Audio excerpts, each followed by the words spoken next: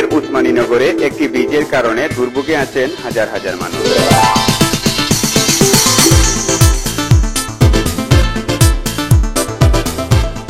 সিলেটের উসমানীনগর উপজেলার সাদিপুর ইউনিয়নে দীর্ঘদিন থেকে একটি ব্রিজের জন্য দুর্ভোগ পোহাতে হচ্ছে হাজার হাজার জনসাধারণকে।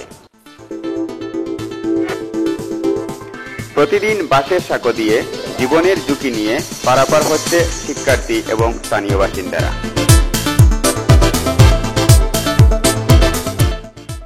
সাদিপুর ইউনিয়নের অলিমপুর, নলিকুনা, লামাগাবুরটিকি সহ 5 গ্রামের একটি মাত্র রাস্তা হওয়ার কারণে নারকিলা নদীর উপর নির্মিত বাঁশের সাঁকো দিয়ে প্রতিদিন পারাপার হতে হচ্ছে সকল গ্রামবাসী। সরকারের পালাবদলে অনেকেই প্রতিশ্রুতি দিয়েছেন এখানে একটি ব্রিজ নির্মাণ করে দেওয়ার জন্য, কিন্তু এখনো পর্যন্ত কোনো ব্রিজ নির্মাণ হয়নি।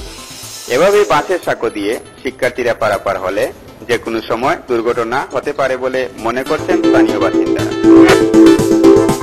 তাদের দাবি, এখানে যেন একটি ব্রিজ নির্মাণ করা হয়।